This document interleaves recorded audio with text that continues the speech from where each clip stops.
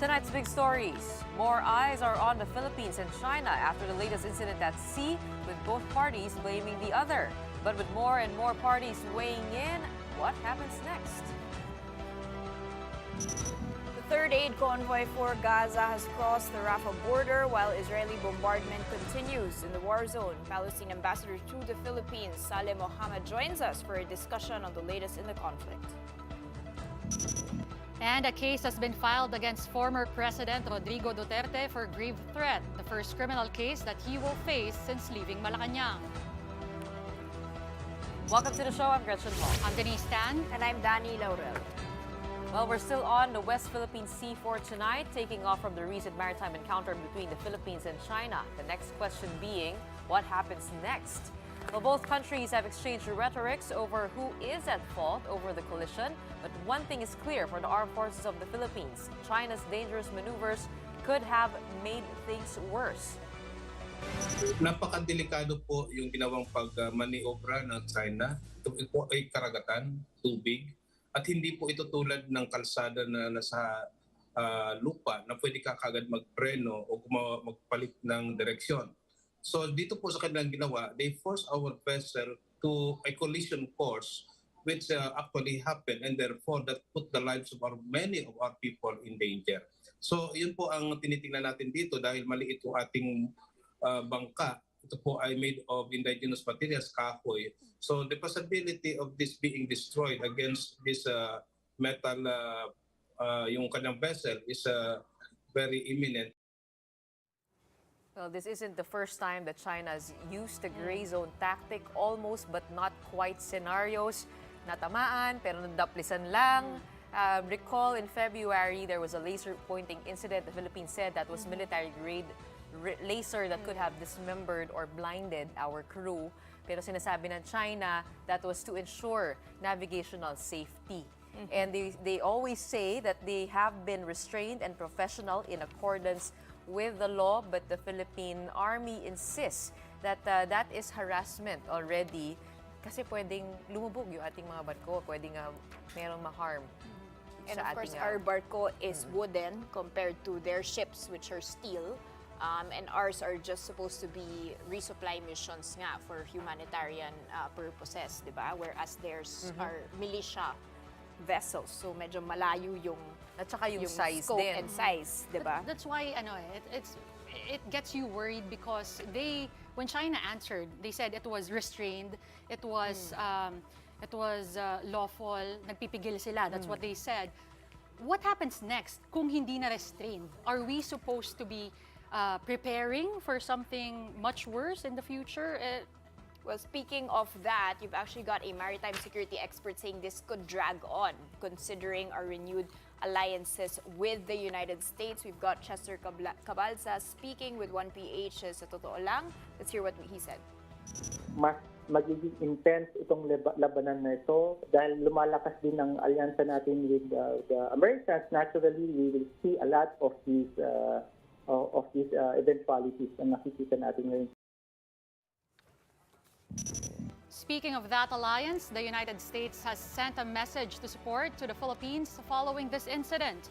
The U.S. State Department said its National Security Advisor, Jake Sullivan, spoke to our NSA Edward Año about it. No details yet on what they talked about, though. What's clear is China isn't happy. Their foreign ministry spokesperson Mao Ning said the move, quote, goes against the spirit of international law, and that it is a sinister attempt to endorse the Philippines' acts of infringement and provocation. The ministry adds that Renai Jiao, or the Ayungin Shoal, is a bilateral issue between the Philippines and China, and that the U.S. has no place in it. While China tries to keep America out of the picture, needless to say, the matter is easily of international significance. We have international media keeping tabs on the incident and observing whether it has the capacity to escalate into something more. And joining us tonight to talk about that after a very hectic couple of days or weeks even is PCG spokesperson for the West Philippine Sea, Commodore Pcg'S Tarriela. Good evening, Commodore. evening, Gretchen, and also isang magandang gabi sa ating mga televiewers. Maraming salamat po sa inyong oras. Unang-una po, ang dami na po nating nakitang video nung incident na ito from different sides, different angles. But to be honest, it is quite confusing. So can you take us through what happened in the video? We'll roll it for you and let us know what exactly happened there. Well, for the Philippine Coast Guard, no, as what I've been mentioning in my past interviews, our narrative, of course, the Armed Forces of the Philippines and the Philippine Coast Guard's narrative as to what really happened during the collision is that, of course, we don't alter our videos. We present it as it is, and we have journalists embedded in this particular operation to support our narrative. No? The images and the videos that we have been publishing are all unedited. So I don't see any reason that China would be saying that we are the one making up stories. Itong yung nasa video po natin, yan po yung Unaiza May 2, tama po ba? At ano po yung naikwento ng crew? Doon sa pagsagi o sa pagtama, meron po bang bump? Gaano kalaki po? Gaano kalakas po yung pagtama? Well, una sa lahat, no, ang Unaiza May 2, originally, magkasama ito ng Philippine Coast Guard vessel, no, yung BRP Capra natin, MRB 4409. And then, because of the dangerous maneuver that the China Coast Guard has been doing, together with the Chinese maritime militia vessels, napaghiwalay nila yung escort niya na Coast Guard vessel, which is around 6:05 ng umaga. And then 3 minutes after, as the Unaiza May traverses yung route niya going to the Ayungin Shoal, saka naman nangyari na itong pagbangga sa kanya. Another thing that we need to take note, no? Dun sa right side niya, yan yung China Coast Guard 5203, and the video that the other Chinese maritime militia is on the left side of the Unaiza May. The video that the Chinese has been releasing so far, no, na sinasabi nila is ang Unaiza May daw ang talagang humarang doon sa China Coast Guard.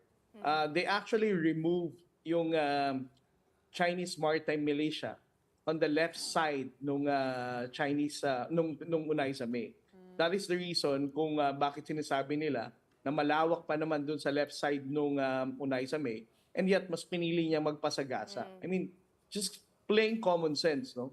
Why would a wooden vessel, no, choose to pass through the route na dinadaanan ng isang steel-hulled, monstrous-sized vessel na alam niya namang pag binangga siya, talagang masisira yung bangka niya. So that's what had happened with the indigenous boat, no, for the Unaiza May.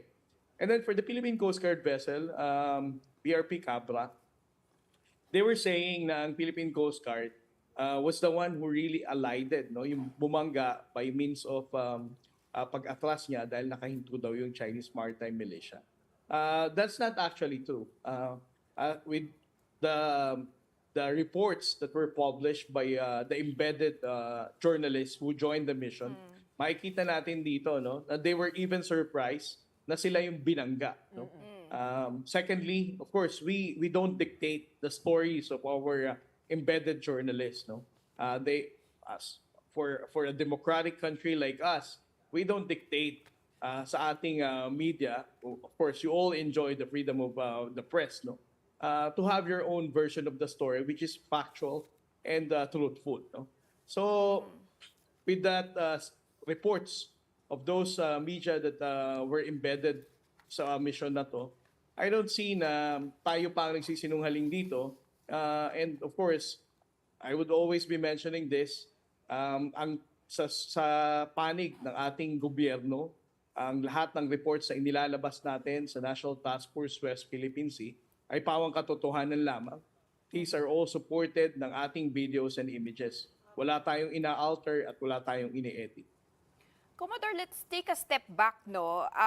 We went from water cannons to direct contact or what is called a collision, whether it's a bump, a collision, basta there's been direct contact here. What could have triggered this? There have been some, reports we're hearing that it's because of the closer ties that we have with the United States. Could this have been something very specific to this incident? Well, first of all, for me to respond to that kind of question, let me first highlight the fact that the reason why collision happened, it's because of the dangerous maneuver that the Chinese Coast Guard and the Chinese Maritime Militia has been doing for so many months already. In the past supply operations, we have been calling out the behavior of the Chinese government for these government vessels to abide with the collision regulations. And we also told them that if you keep on doing this dangerous maneuver, there will be a possibility of accident wherein another vessel will be collided with another, and it even jeopardizes the safety of our crew. So let us first separate the speculative statement that it's because of our, strengthening alliance with the United States or whatsoever. Let us just focus on this particular incident. This happened because of the bully behavior of China that they used to ignore the existing international law in preventing collision.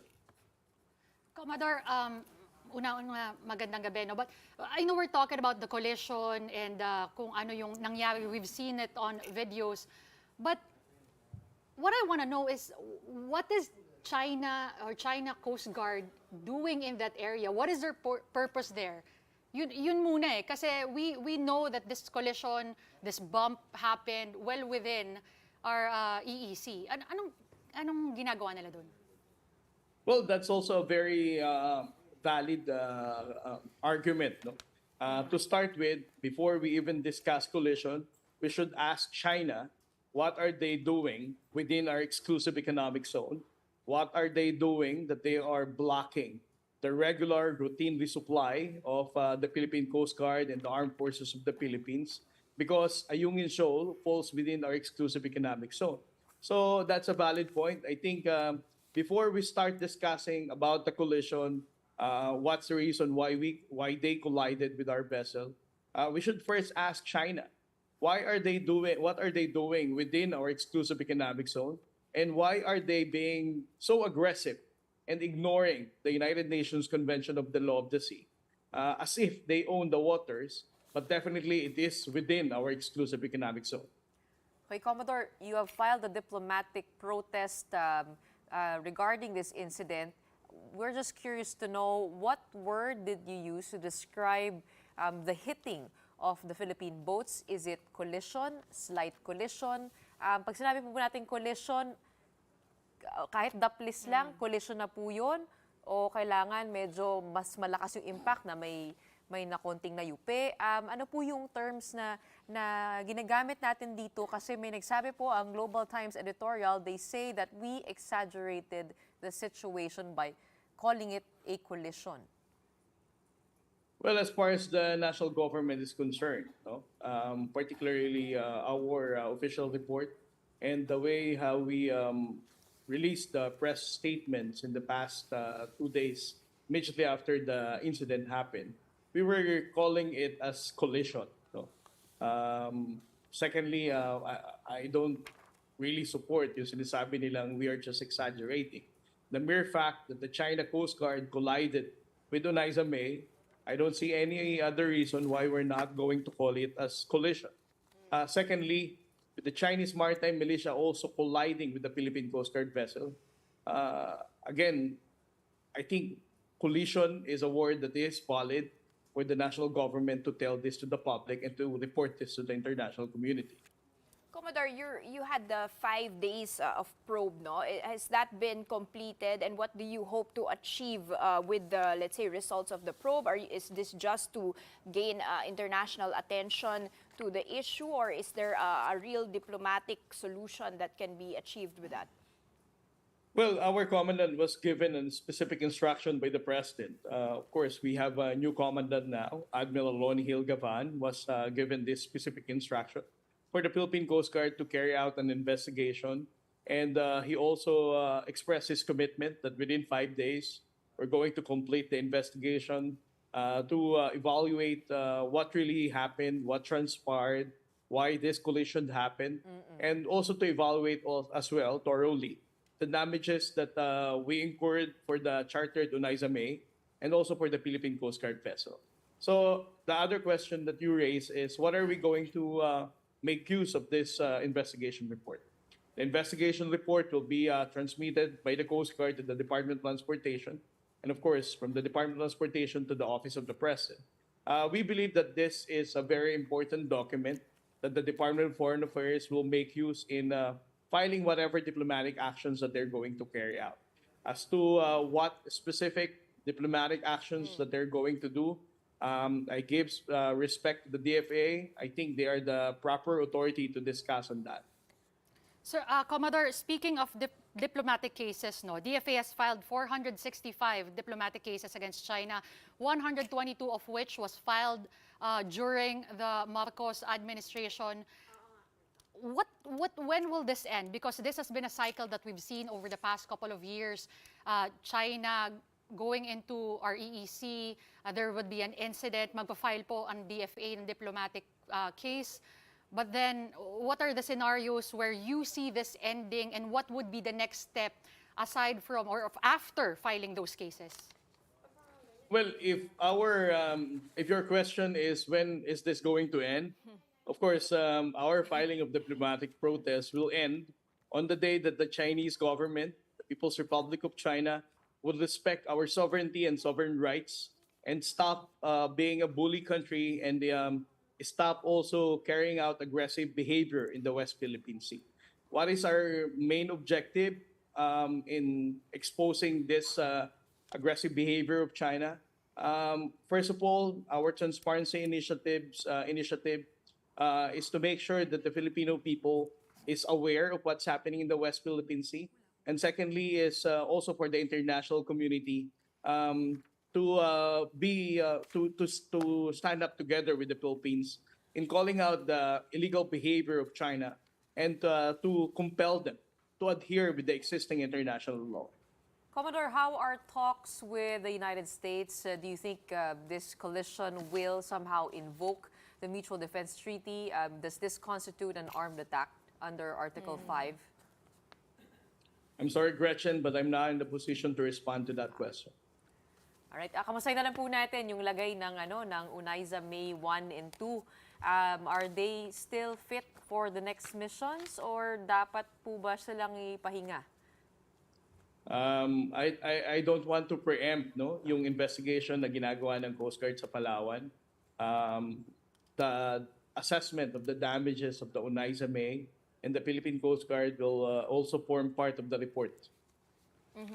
Commodore, there were also talks. We also heard some radio surveillance by the Chinese, let's say so-called militia vessels, saying that these were not resupply boats. There were construction materials. Your points on that, sir, where we can be assured that these are just resupply boats? I think the Armed Forces of the Philippines made it very clear. Regardless of the load of these resupply boats, they don't have any reason to complain. Regardless, whatever the Armed Forces of the Philippines is bringing on board BRP Sierra Madre, the mere fact that BRP Sierra Madre remains to be a commissioned Navy vessel of the Armed Forces of the Philippines, and this falls within our exclusive economic zone, they don't have any other reason to complain. I don't really want to respond to that by saying, no, they're only bringing this and that, so they are wrong. But the mere statement of the Chinese government in complaining about what we're bringing in LS-57 or BRP Sierra Madre is actually a misplaced statement. Hey, Commodore, do you see this situation escalating even further? Parang mula sa laser, naging water cannon, ngayon meron ng collision. And how are we preparing to ensure the safety of the people on board, especially our fellow journalists that you're taking along? Paano po natin masisiguro yung seguridad? Ms. Gretchen, I would like to highlight the fact that the only reason why we're talking about what is happening in the West Philippine Sea, it's because we choose to believe that the Transparency Initiative is very helpful with our efforts in the West Philippine Sea. Um, I believe that there is no escalation that has been happening. This bully behavior of China since then and now has long been happening. It just so happened that the public is aware, the media is aware. That's why we keep on talking about their supply almost every month, the dangerous maneuver, the blocking, the water cannon. It's because the national government decided to tell this to the public. Pero yung collision po, first time po. Ngayon lang po nangyari yan. This is the first time, that's correct, Ms. Gretchen. No? But again, this happened because of the dangerous maneuver of the Chinese Coast Guard.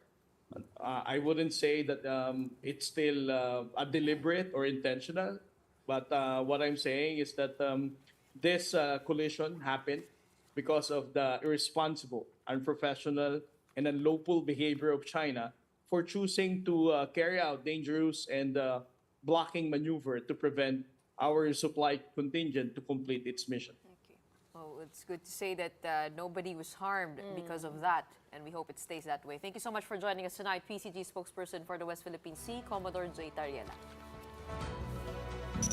Up next, militant group Hamas has released 2 more hostages after reports of a delay in Israel's ground assault.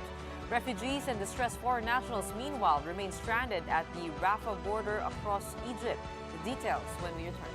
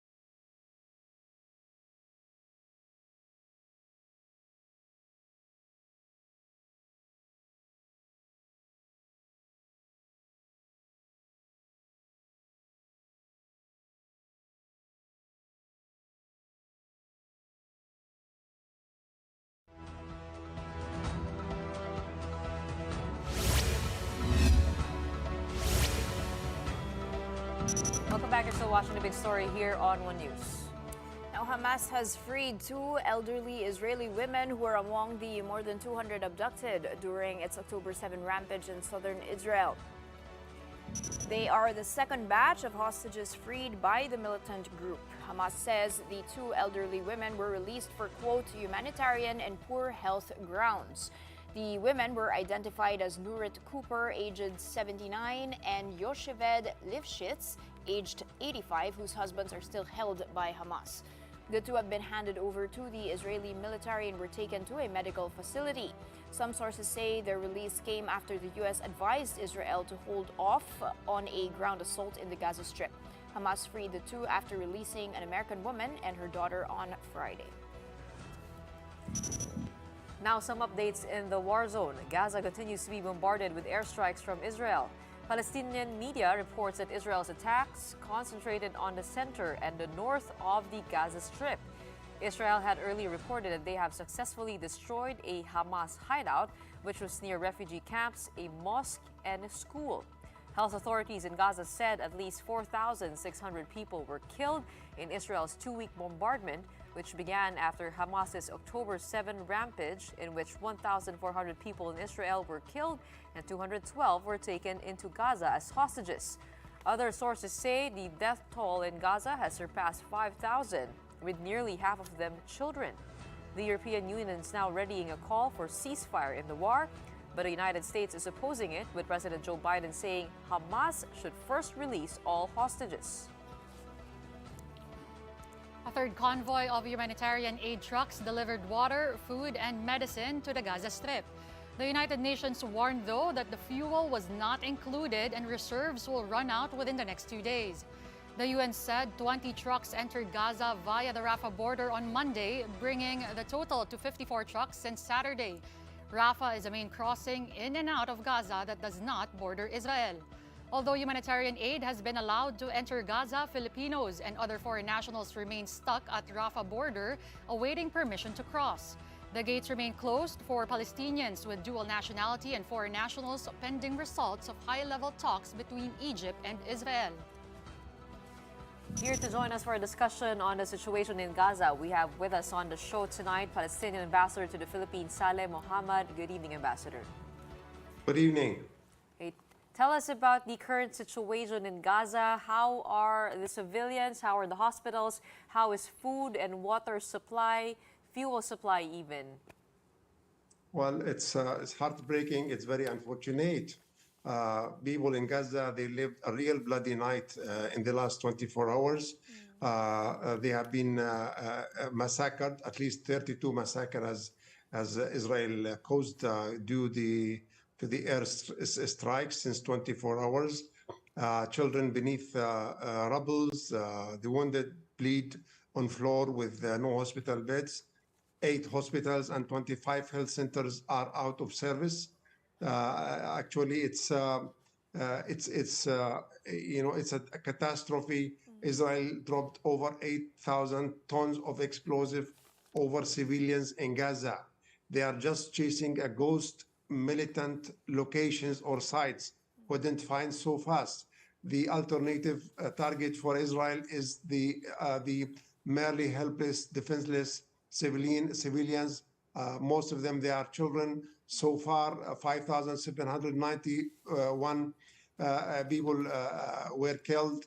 Among them, there are 2,360 children, around 16,297 wounded.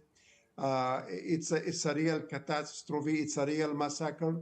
And this is really, Israel has been unleashed. There is no limitation. There is no justification of such unjustified killing. All targets, as you may see in the scenes coming from Gaza, are purely civilians. They are pure residential towers, private homes, United Nations refugee schools. Paramedics have been killed. Ambulances have been targeted. It's really, you cannot, target, nobody is excluded from the Israeli strikes or bombardment. This is the real situation on the ground. It's devastation. It's another Nakba catastrophe. We need an immediate intervention of the world who gave Israel a free hand to defend itself, but they have gone too far beyond that defense. Ambassador, we are heartfelt, pain as well for your people. Just to ask on the aid that's been coming in the Rafah border, we've had 54 trucks since Sunday. The UN says you need at least 100 a day for an improvement in the situation. Can you give us an update on the aid that's been going to the civilians? No, to my knowledge, all relief items which were allowed into Gaza, they are not even enough for even 3% of the real need of the situation on the ground. Okay. I mean, food or medical items, food for children, it is not enough. We are talking about 20 trucks or 10 trucks. We are talking about 2,300,000 people living in a very small, tiny of land. And you can see the scene of destruction. What can 20 trucks or 4 trucks of relief can do in such situation? People are taking shelters in hospitals, in schools, so there's nowhere to go. Actually, we are going to face a serious environmental situation. Dead bodies are still under the rubbles. People couldn't even evacuate. They couldn't even pick their dead beloved ones. They couldn't even bury them. Those who have been picked, they have been buried in mass graves. So this is the real situation. I mean, what can 20 or 40 trucks of relief can do in Gaza? We need a permanent open doors for humanitarian aids.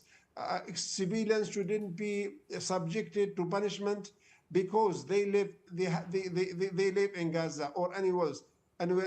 Occupation army Israel as an occupation power, as an occupation state, has the moral and the legal responsibility to protect those civilians who are under war now, under their own war machines. So what can we do? People are really, I mean, the situation cannot be really simply described. Ambassador, if trucks have been let in, what do you think is holding the others up? Fuel has not been allowed to come in because they're afraid that Hamas will seize fuel. But all else, what do you think is holding this up? No, actually, this is just I'm sorry to say, this is just a silly excuse, I mean, Hamas is going to use the fuel, or hospitals, they are going to use it. People, are getting operated without anesthesia, without generators. Generators we have, they don't have even fuel to use them for generators. So fuel is very necessary. It's not for Hamas. I mean, this is just another hardship, another, kind of, pressure on civilians, denying them their right of fuel, of light, or the necessity of life, the mainstay necessity of life. I'm talking about drinking water, most necessary food, medical relief items, and the fuel for light. Where is the ceasefire? How can people, evict? How can people, rush their wounded people to the hospital? How can people, remove their dead bodies or injured from under the rubbles, from beneath the rubbles? I mean, we are not talking about only one aspect. We are talking about a full catastrophe, and this is all run and perpetrated by Israel, the occupying power. All excuses given by the occupying power is absolutely baseless and not accepted. Not accepted. The whole world should reject this behavior, these conditions of Israel. Mr. Ambassador, has the diplomatic lines with Israel for an end to this conflict opened? It is not open. Israel is not open to anybody. They only open when they need it to be, when they feel that they need to be open. Now they are calling that the whole world should put their hand off their war. They want to do everything they can do. They want to, I don't know how many thousands of civilians should be killed before Israel realized that they should stop war now. Israel is chasing a ghost militants. They cannot target them like that, and they're not. All they are doing is just taking revenge from the ordinary civilians living in Gaza.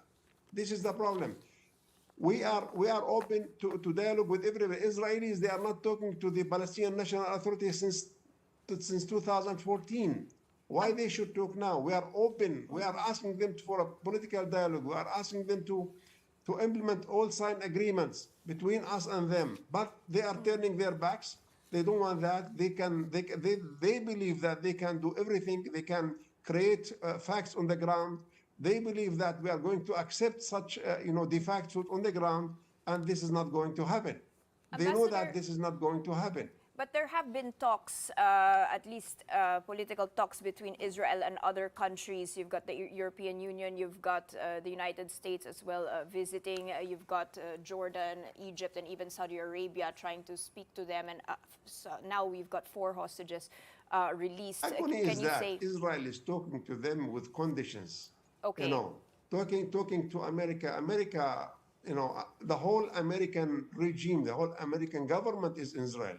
President Biden came to Israel. Defense Minister came to Israel. Secretary of State came to Israel. The National Security Advisor came to Israel.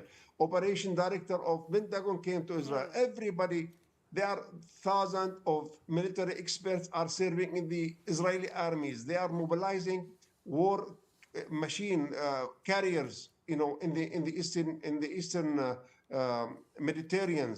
So instead of pressuring Israel, using pressure Israel to come to its senses, to find a political solution for this problem, instead they are encouraging Israel to carry on and on its aggressions against the civilian people in Gaza. Actually, it's not only in Gaza. Even in the West Bank, there was no rockets, no killing by Hamas in the West Bank since October 7th till today. We have 95 people lost, killed by Israeli army and extremist settlers. We have 1,828 injured. In the West Bank alone, there was no operation. Israeli targeted refugee camp engineered by warplane, by F-16. They targeted a mosque, So they cannot say they are after Hamas in Gaza. This is not the solution to be after Hamas or after anybody. The solution is to find a real acceptable political solution, in accordance with international law, in accordance with international legitimacy decisions to implement. That's how security can be achieved. That's how Israel can feel safe, not by killing more people and more civilians. Ambassador, sorry to interrupt, but the U.S. has been very clear about this, no? Opposing a call for ceasefire until hostages are released by Hamas. Give us your thoughts on that, and if that's even a possibility. I'm not defending Hamas or anybody, but tell me something. I assure you, and I'm responsible for this statement, that even if Hamas releases all the hostages, they are not going to stop the war. This is a very vindictive, and revenge mentality they have. It's a genocidal, policies they are committing. Actually, the whole, the agony is that while the whole international community is asking Israel to accept the right to Palestinians refugees to return back to their homelands, Israel now is pushing people out of Gaza. They are pushing people, asking people to leave Gaza to Egypt. They are just like pushing their own problem to make it as an Egyptian problem. This is the way Israel, they will never accept that this is a problem we have to solve. Ambassador, they always try to make their problem your problem, and then you have to solve your problem. They are not going to solve their own problems. Their problem is very simple. It's us, Palestinians, and they know what they want. We are just looking for realization of our national rights, national aspiration of establishing an independent state of Palestine in the land occupied in 1967 with East Jerusalem as its capital. And they have agreed to do so 30 years ago. But they were very evasive, and the success Ambassador, let's go back to the root of this. October 7, Hamas went into Israel, killed 1,000. Israelis took hostage 200. What do you think would be the reason for Hamas to conduct the attack?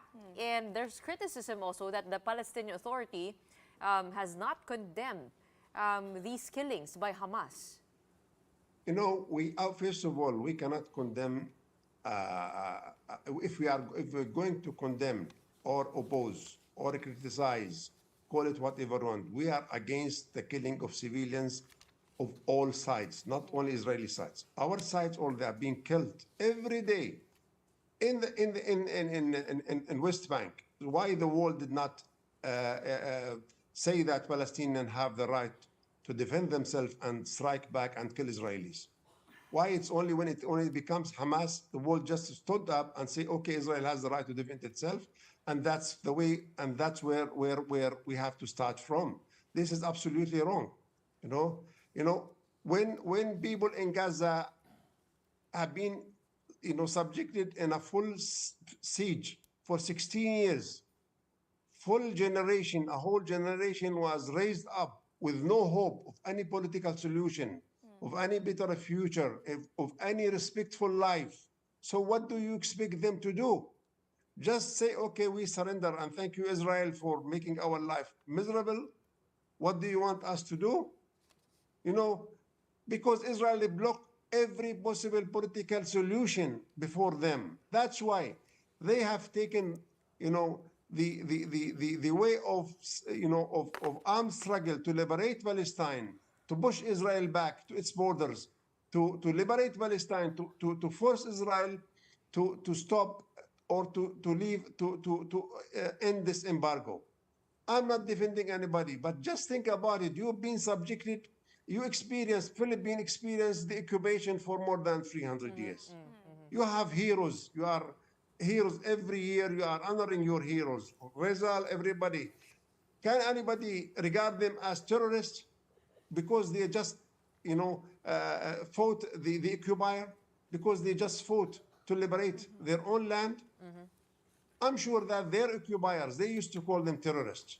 Ambassador, But what they are for you? are you calling they are for the They are heroes. Are you calling for the freedom of the hostages? Of course, we are not. We are against anybody who can hold any civilian hostages or captivity or whatever. But I have to tell you something. Children have been taken hostages by the Israeli occupation army on daily basis. We have over 1,000 child under 15 years old. They are in the Israeli captivity. We have over 6,000 Palestinian prisoners taken just in a blink of eye. They come and arrest and nobody is stopping them. Who's talking about 6,000 Palestinian prisoners in the Israeli jails? Once they are captured, they are imprisoned indefinitely, and nobody will oppose that. No international power will say, no, this is unfair. So when it's only, day 7th of October, that was the beginning of everything, this is absolutely not acceptable. They have to go back to see what is the problem, that forced these people to do what they do. Well, Ambassador, we are with you in your pain, and we do hope for an end to this cycle of violence. Thank you so much for joining us tonight. We pray for peace. Thank you so much. Thank you so much for having me. Thank you so much. All right, that was Palestinian Ambassador to the Philippines, Saleh Mohammed. Now up next, former President Duterte has been sued for grave threats he allegedly made in a TV interview, his first criminal case since he left Malacanang. The details when we return. Keep it here on One News.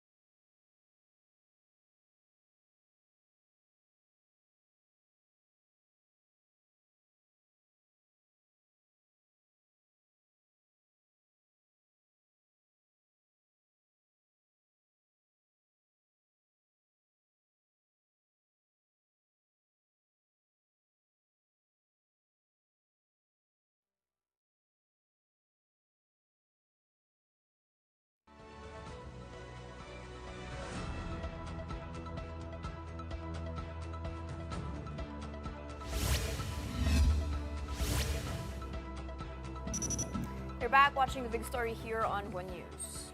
ACT Teachers Party List Representative Franz Castro files a criminal complaint against former President Rodrigo Duterte before the Quezon City Prosecutor's Office. Castro filed a case of grave threat under the Cybercrime Prevention Act of 2012 for statements made by Duterte against her in an SMNI interview that aired October 11. In that TV interview, the former president defended his daughter's confidential funds, going as far as red tagging members of Congress and mentioning Castro's name when he said, quote, "Gusto kong patayin." In her complaint, Castro said she saw the interview in a Facebook post of SMNI entitled, "PRRD ibinulgar ang plano ni VP Sara sa confidential funds." Castro said that she has become immensely fearful for her life, safety, and security upon hearing the remarks of the former president, whom she said, quote, "called my name multiple times and made grave threats to kill me." The lawmaker is confident that the case will hold up in court as Duterte could no longer hide behind presidential immunity. This is the first criminal case that Duterte will have to face since leaving Malacanang. Hindi na siya presidente at hindi niya dapat ginagawa ito sa isang kongresista, much more sa ating mga kababayan, sa ating mga mamamayan. Kaya it has to stop. Kaya sinabi nga natin, tigilan na ni dating Presidente Duterte yung mga pagbabanta at yung mga pagpatay. Now, what kind of penalties will Duterte face if the criminal complaint prospers? We have Marian Enriquez to tell us the answers. Maan. Yes, Danny, under the revised penal code, grave threats carry a penalty of up to 6 months in prison. But according to one of Castro's lawyers, Tony Lavinia, this could be waived if the grave threats are considered to be a cybercrime or if the suspect made use of electronic channels. Dahil cybercrime ito, tataas siya ng isang antas. So maximum is mabibilanggo si President Duterte ng 6 years and then mapafine ng 100,000. Meanwhile, his fellow lawyer, former Philippine Bar Association President Rico Domingo, said this case would put to the test the effectivity of the prosecutorial and judicial system under the current political climate.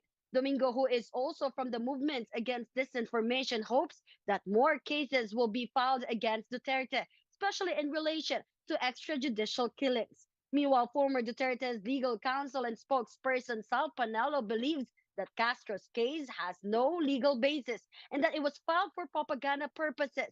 Panelo added that Franz is a common name and that he never mentioned her surname. Panelo believes that it was clear that Duterte was only referring to communists. Panelo even remarked, is Castro admitting she is a communist? For now, former President Duterte has yet to release a statement on the complaint. Danny. Thanks for that update, Maan Enriquez. Pausing for a quick break. After that, tributes poured in for the world's oldest dog. That is a Portuguese Mastiff named Bobby, who died at age 31. More on that when the big story returns. Stay with us.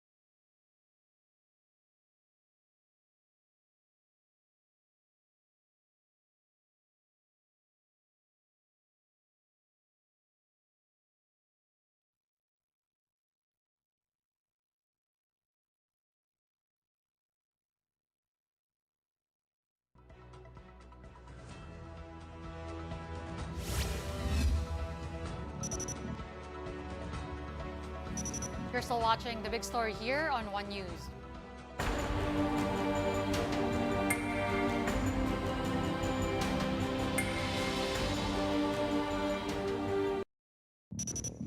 Now, as the Barangay and Sangguniang Kabataan elections draws closer, what are some reminders that voters should take note of?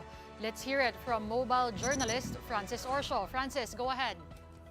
Gretchen, with just exactly 6 more days before the BSKE, the COMELEC is urging voters to be prepared on the election day. So what exactly should they prepare for? Here are some do's and don'ts.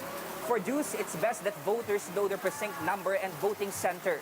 And before arriving in their respective precincts, it would be best to have a list of who they would be voting for.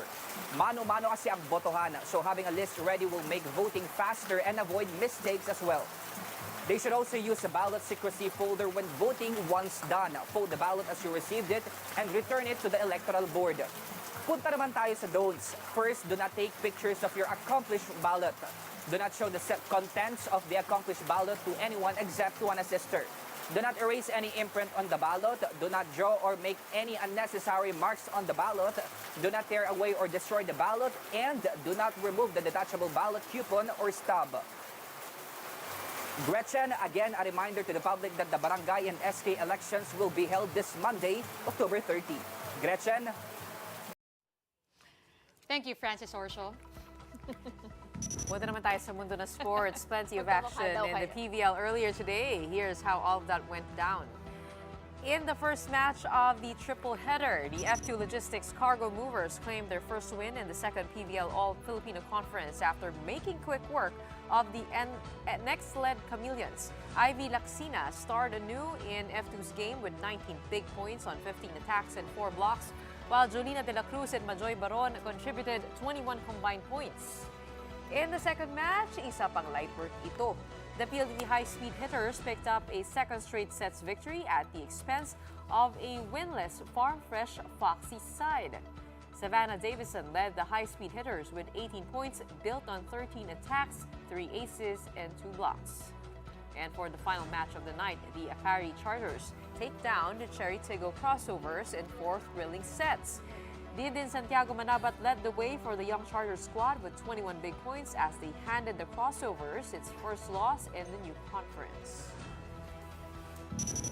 And before we go, it's a sad day for dog lovers out there. Bobby, the world's oldest dog, has died at 31 years old in human years, and in dog years, that's roughly 86 years old. According to the Guinness World Records, Bobby spent his entire life with his loving owner, Lionel Costa, as well as his family in Portugal. Bobby was awarded the title of world's oldest living dog just this February, and with his passing, the title now goes to Spike. That's a 23-year-old Chihuahua from Ohio. Akala ko times 3. Akala ko times 7.5. Mag-compute tayo. 31. I'm sure kinalculate yan ng producers natin.